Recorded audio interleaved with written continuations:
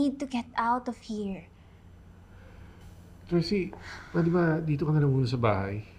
Hindi naman pwedeng araw at gabi lumalabas ka at parati mo na lang dahilan dahil gusto mo makalimot. This is what I need. What's happening here? Mom, gusto ko lang naman makalimot eh. Ayoko magmukmuk dito. Okay. Pero wag mo nang tatakasan yung driver, ha? At isa pa, huwag kang magpapakalasing. I can't believe you, Patricia. Paano hindi siya malalasing? Hindi pa lumulubog yung araw, nasa bar na siya. That is exactly the reason why... Trixie. At ipagbibili na rin kita doon sa driver. Sasabihin ko sa kanya, bantayan kang maigi para huwag kang malapit-lapitan ng lilet na yon.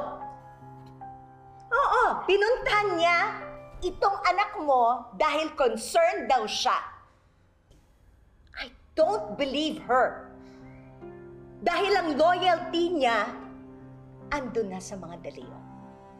Dahil sila nagpaaral sa kanya, dahil sila na mga amo niya, wala na tayong halaga sa kanya. Pwede ba, Patricia?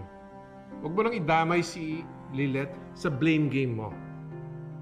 Kung wala nga siyang loyalty sa atin, maybe it's our fault. Dahil tinuring natin siyang parang basura nung kasama natin. Bakit? Anong gusto mong gawin ko? Yakapin ko si Lilet?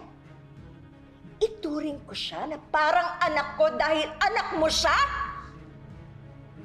Tiisin ko na sa oras-oras na nakikita ko siya, naaalala ko yung pagtutaksil at panloloko na ginawa mo sa akin! Can you please stop? Tama na!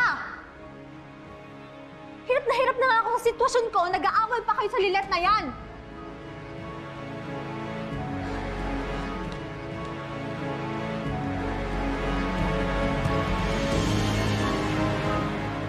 How's my request, Lilet? I guess by now nakapag-desisyon ka na if you'll be a part of my son's defense team. We've been waiting for your answer.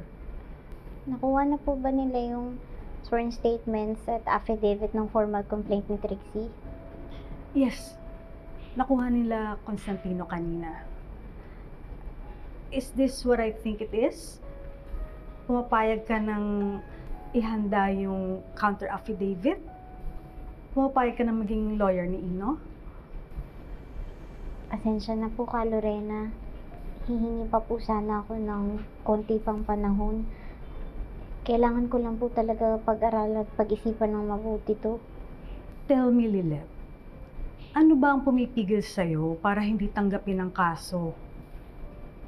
Kahit alam natin na kapatid mo ang kalaban natin, malinaw sa akin na gagawin mo ang pagiging abogado mo nang walang kinikilingan. At kaya mong panindigan ang sinumpaan mo sa profession. That's the reason why I still want you to be in the team. At naniniwala si Ino na ikaw ang makakatulong sa kanya. Come on, Lilet. What's taking you too long to decide?